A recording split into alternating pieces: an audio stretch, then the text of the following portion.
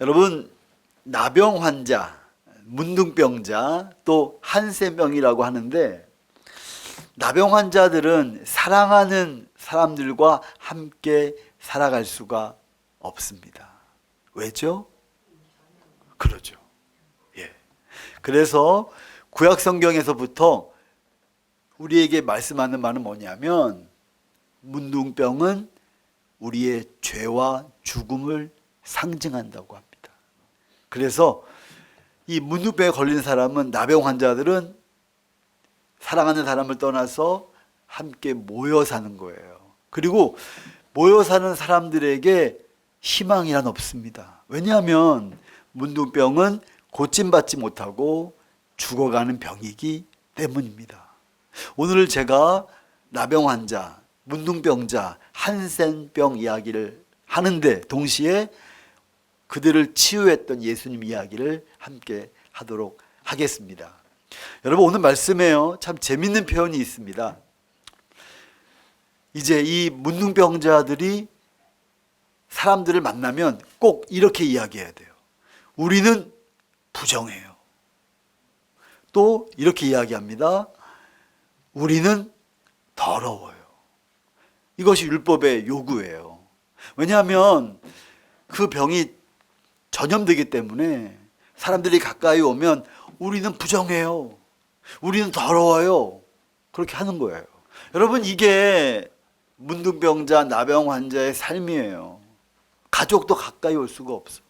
사랑하는 아들도 가까이 올 수 없어. 사랑하는 부모님도 가까이 올 수가 없습니다. 그런데 한 분, 예수님이 그들을 찾아가십니다. 함께 말씀 읽겠습니다. 시작. 예수께서 예루살렘으로 가실 때에 사마리아와 갈릴리 사이로 지나가시다가 한 촌에 들어가시니, 예수님의 목적지는 예루살렘이었습니다. 선택한 노선은 사마리아와 갈릴리 사이였습니다. 그리고 예수님이 한 마을로 들어가십니다. 그 마을이 바로 나병 환자들의 마을입니다. 와, 예수님이 찾아가시는 거예요. 예수님이 그들을 만나기 위해 가시는 거죠. 자, 마을에 들어가자마자 10명의 문둥병자가 이렇게 외칩니다. 예수님, 우리를 불쌍히 여겨주세요. 여러분, 이 고백은요, 나병 환자들이 유일한 희망을 가지고 하는 고백입니다. 그들도 예수님에 대해 들었을 거예요. 예수님이 이 마을에 찾아오시다니. 예수님을 알아보고 이 고백을 하는 것입니다. 예수님, 우리를 불쌍히 여겨주세요. 좀 간절하게 말했을 것 같아요.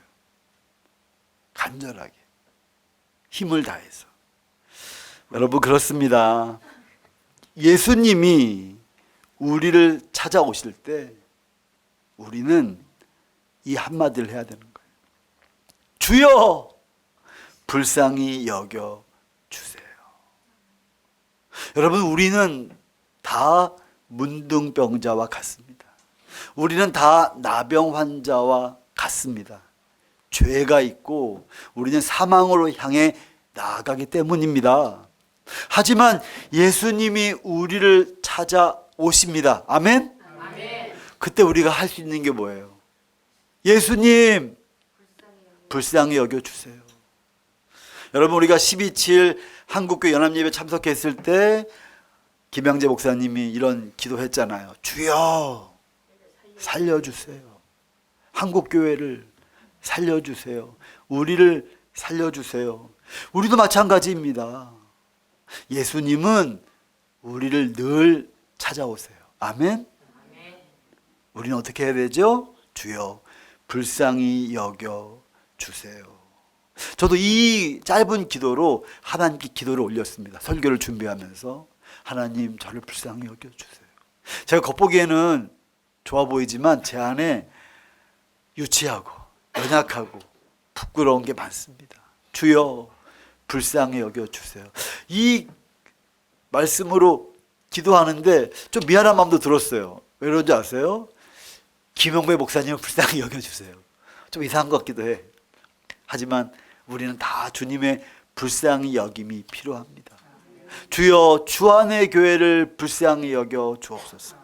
여러분, 성도님들의 이름을 한 명 한 명 부르며 기도하는 겁니다. 김주희 성도님을 불쌍히 여겨주세요. 여러분, 이렇게 기도할 때 우리의 마음에 어떤 마음이 드는 줄 아세요? 사람들이 안 미워져. 사람들이 불쌍하게 여겨져요. 아이고, 저 나이 되도록, 아이고, 아직도 이렇게. 그것이 우리에게 있어야, 마땅히 있어야 될 마음이 아니겠습니까? 다시 한번 큰 소리로 1번 읽어주시겠습니다. 시작. 우리를 함께 오시는 예수님께 우리는 주여 불쌍히 여겨주세요 라고 외쳐야 합니다. 아멘. 와, 여러분, 이때 예수님이요 이렇게 말씀하십니다. 가서 제사장들에게 너희 몸을 보여라. 특별한 예수님의 응답입니다. 예수님은 전에요 나병 환자에게 어떻게 하셨는지 아세요? 손을 내밀어서 그 몸을 만졌어요. 그리고 치유하셨어요. 와. 근데 예수님이 지금은 다른 방법을 사용하세요. 가서 제사장들에게 너희 몸을 보여라. 그래서 10명의 제사장이 10명의 문둥병자가 이제 제사장에게 나아갑니다. 여러분, 왜 제사장에게 나아가는 줄 아세요? 바로 구약의 율법에 제사장의 역할이 있어요. 너는 나병 환자야. 판단도 제사장이 합니다. 너 고침받았어. 판단도 제사장이 하는 거예요.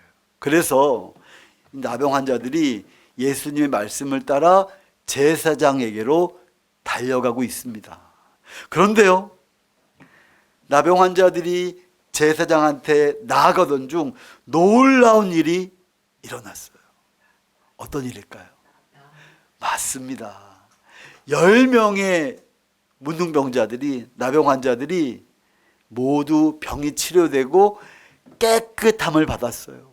와, 얼마나 놀랍고 얼마나 감사하고 얼마나 기쁜지. 우와, 병이 나았어. 이제 깨끗해졌어. 여러분, 문둥병은 고침받기 어려운 병입니다. 하나님의 기적이 없다면 나음받을 수가 없어요. 이들이 몸의 변화를 느낀 거예요. 깨끗해졌어요. 회복됐어요. 변화됐어요. 여러분, 구약 성경에 나병 환자가 구원받은 기록이 있나요? 질문.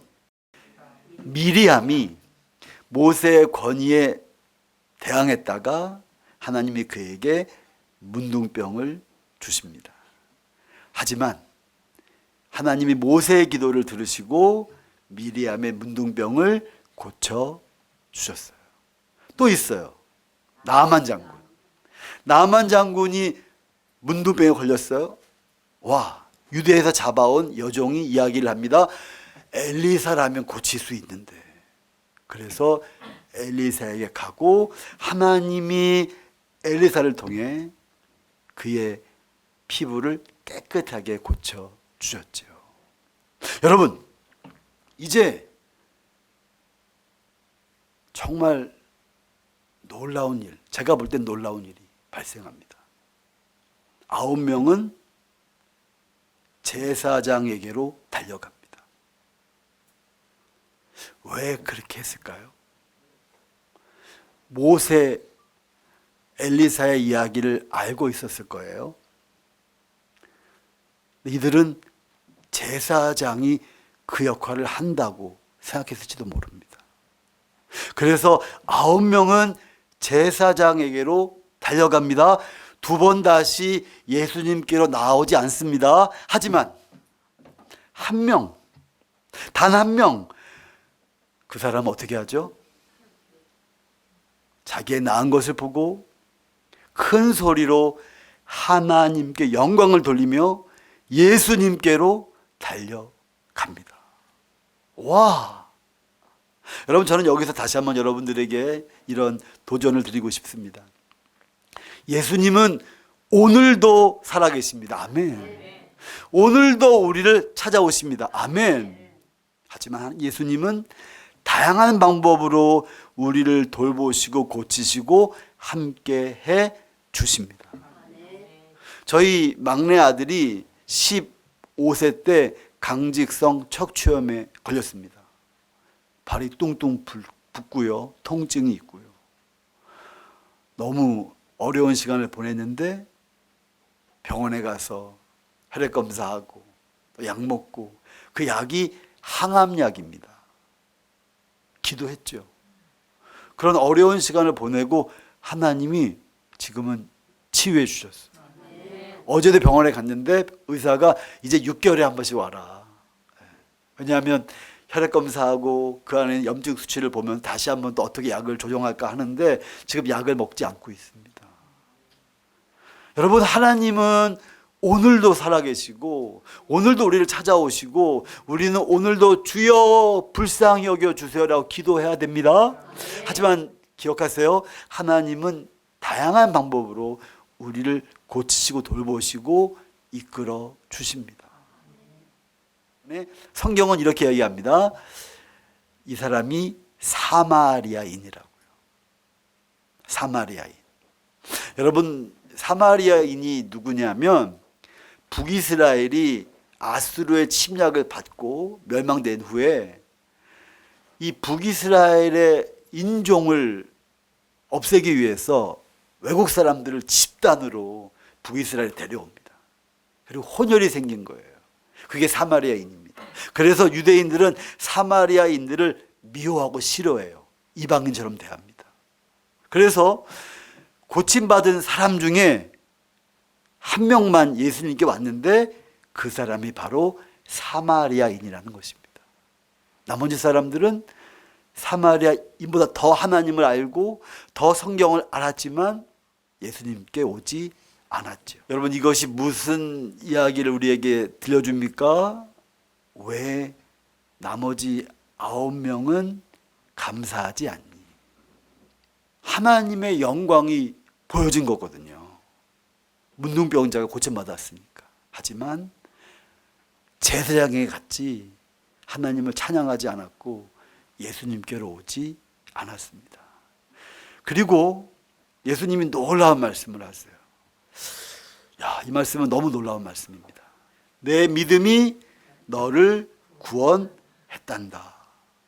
9명은 육체의 치료만 받았지만 예수님과 아무 상관없는 구원받지 못한 백성으로 살아갔을 겁니다. 하지만 사마리아인이었음에도 불구하고 예수님께 나온 이 분만 구원받고 하나님의 자녀가 되고 완전히 다른 삶을 살아가는 거죠. 여러분, 이 말씀에 놀라운 우리가 꼭 배워야 될 것이 있습니다. 믿음 하면은 좀 너무 추상적이에요. 설명하기가 어려워요. 저만 그런가요? 다 그렇습니다. 근데 예수님의 이야기를 잘 읽어보면 믿음이 이거구나 라고 알게 돼요. 함께 읽겠습니다. 시작. 구원받은 믿음이란 하나님을 찬양하고 예수님께 감사하는 것입니다. 구원받은 믿음이란 하나님을 찬양하는 거구나. 구원받은 믿음이란 예수님께 감사하는 거구나. 무슨 말씀이에요? 하나님을 찬양하지도 않고 예수님께 감사하지도 않으면 너의 믿음은 가짜야. 우리 예수님의 이야기를 통해서 이 놀라운 진리를 배우는 것입니다. 여러분, 오늘요 수많은 사람들이 하나님 찬양하지 않습니다. 교회 갔지만 찬양하지 않는 사람들도 죄송하지만 있습니다. 영광을 주께 올려드리고 예수님께 감사하는 것, 자꾸 우리가 연습도 하고 정말 습관을 들여야 할 필요도 있습니다. 여러분, 저는요 대만에서 반동성애 운동을 했습니다. 제가 이 모습을 쭉 회고해 보니까 결국은 감사가 사라진 세상이더라고요.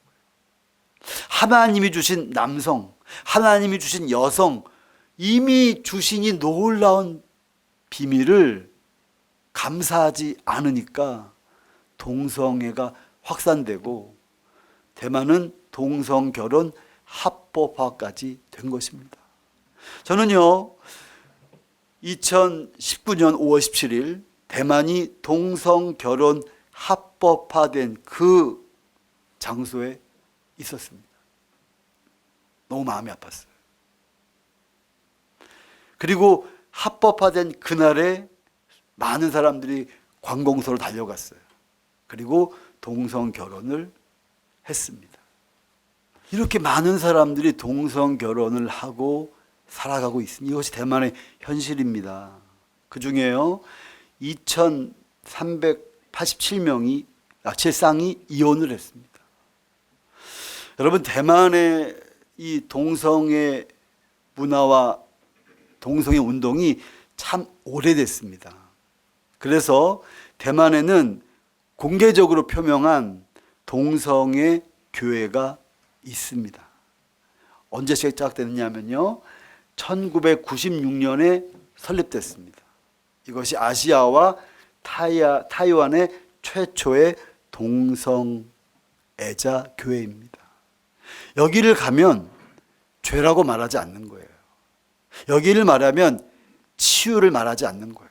여기를 말하면 하나님은 사랑하신다. 사람들의 이야기 듣지 마라. 그런 곳입니다.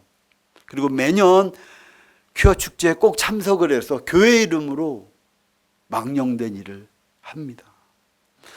여러분, 이것을 제가 좀 하죠. 저도 빨리 안 보고 싶은데 안 볼 수가 없어요. 대만은 이미 오래전부터 동성애 축제를 하고 있었는데 동성결혼 합법화 이후에는 이 축제 규모가 더 커졌습니다. 이번에 18만 명이 모였대요. 아무도 반대하지 않고 아무도 다른 의견을 이야기하지 않습니다. 이번에 이 축제에 제가 정말 마음이 아픈 것은 여러분, 이 여자분이 부총통입니다. 이분이요 대만 신학교 원장님 딸이에요. 신학교가 자유화되니까, 자유주의 신학으로 물들으니까 그 원장님 딸임에도 불구하고 공개적으로 동성애를 지지하고, 또 옆에 있는 분은, 이 남자분은 장개석 손자입니다. 역사를 조금 아시는 분은 알 거예요. 중화민국을 건국한 분, 장개석.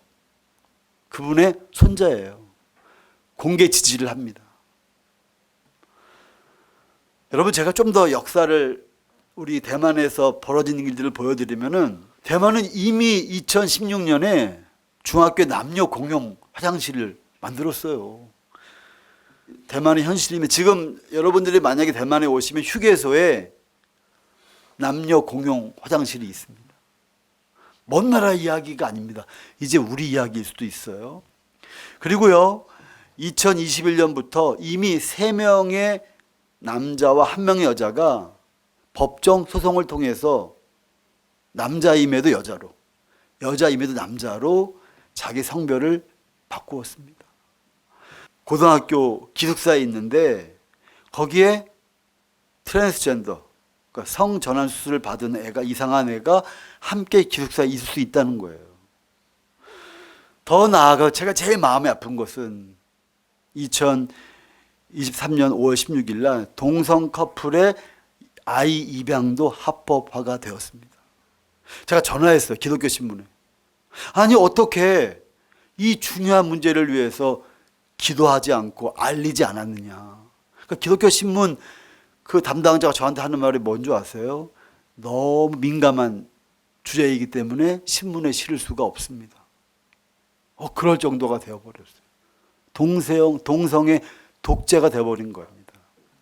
그리고요 2023년에는 트랜스젠더에게 남녀 운동 경계를 해체해버렸습니다. 그러니까 남자가 여자 경기, 여자가 남자 경기에 갈 수가 있는 거예요. 그런데 여러분, 그거 아세요? 여자가 어떻게 남자 경기에 가겠습니까? 없어요. 남자만 여자 경기에 가는 거예요.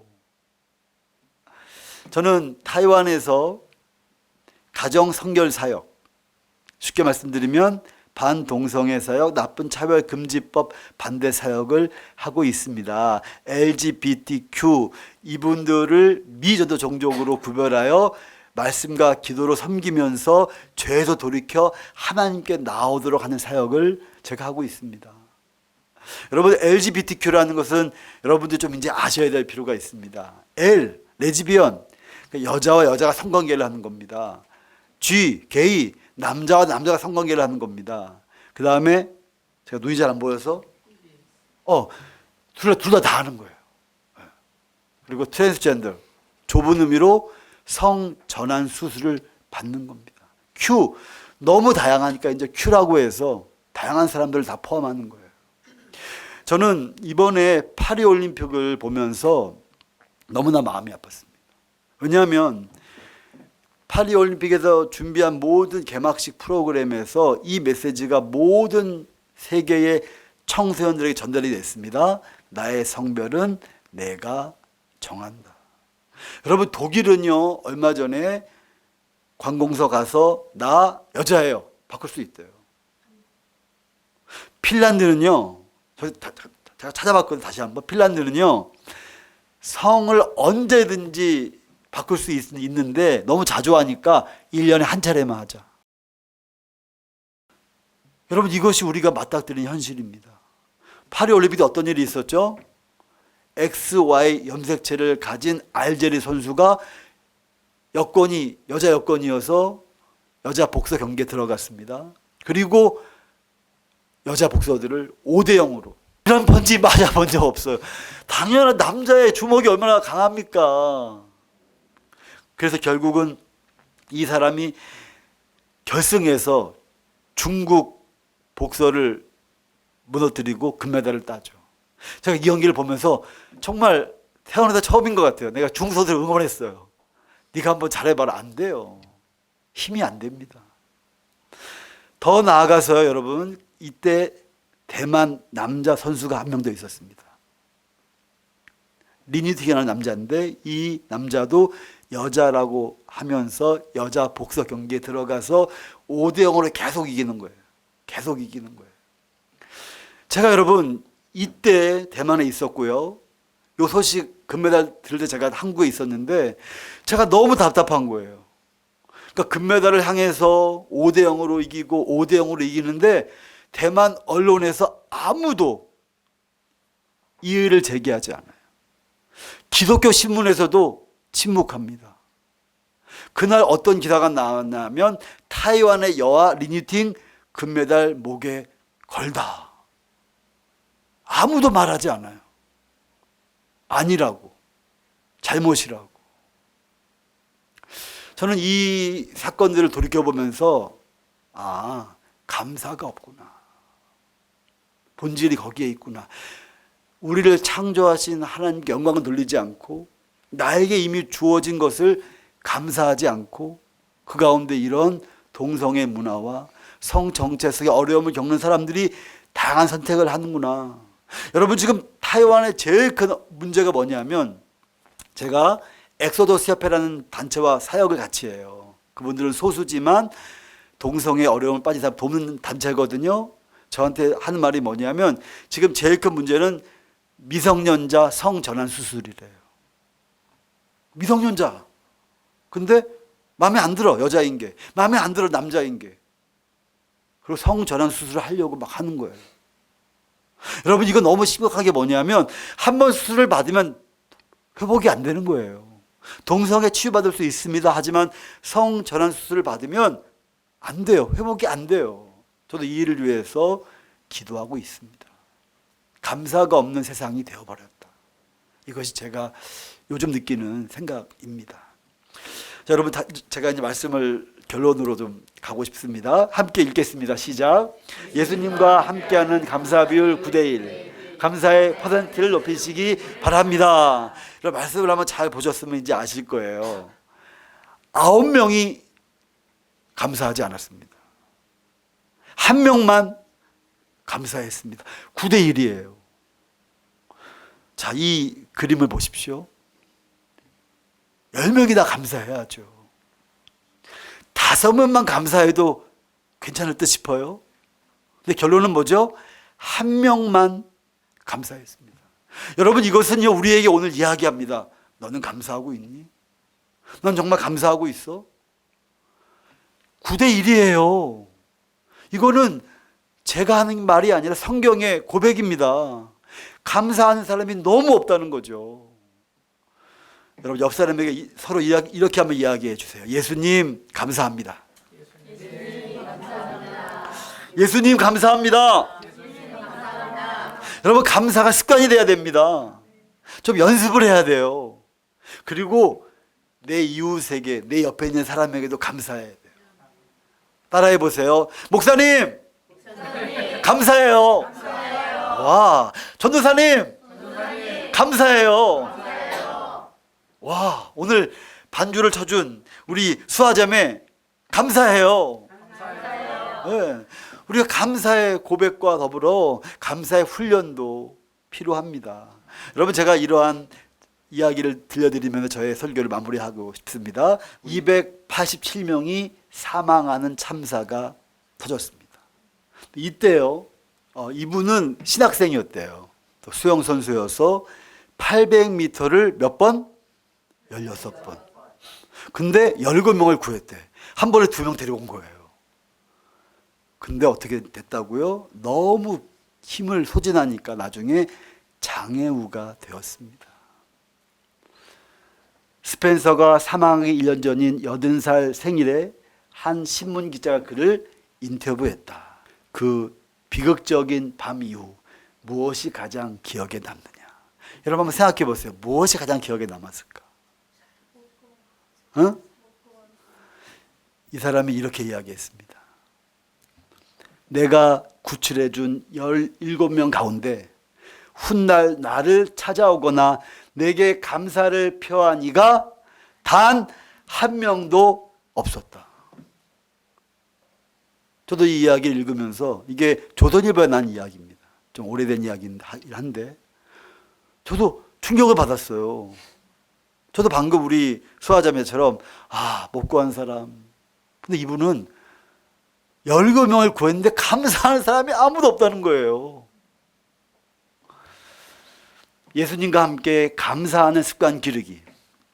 매튜 헨리라는 성경 주석학자가 했던 고백입니다. 이분이 지갑을 도둑 맞은 후에 이 고백을 하는 거예요. 예수님, 전에는 도둑 맞은 일이 없었기 때문에 감사합니다. 예수님, 도둑이 내 생명을 빼앗아가지 않았으니 감사합니다. 예수님, 지갑을 도둑 맞았지만 제 전 재산은 도둑 맞지 않음을 감사합니다. 예수님, 내가 도둑이 아닌 것을 감사합니다. 여러분, 우리가 이런 훈련을 좀 해야 되지 않을까요? 안 좋은 거, 틀린 거, 잘못된 거, 그것만 찾아다니면 한두 곳도 없습니다. 하지만 지금 있는 거, 나에게 주신 거, 올여름이 너무 더웠지만 가을이 오니까 시원해요. 이 앞에 장식한 이 포도, 배추, 하나님이 그럼에도 불구하고 우리와 함께 하셨구나. 감사하고 찬양하는 것이죠. 여러분, 저는 오늘 여러분에게 이런 도전을 드리고 싶습니다. 바로 예수님과 함께하는 감사입니다. 문둥병자가 고침받고 단 한 명만 예수님께 나와서 예수님께 감사하며 예수님과 함께 감사하는 그러한 모습을 우리에게 보여주었잖아요. 우리 모두 예수님이 필요합니다. 우리 모두 주여 불쌍히 여겨주세요. 이 고백이 필요합니다. 우리 모두 하나님을 찬양하고 예수님께 감사하는 그러한 모습으로 살아가야 되겠습니다.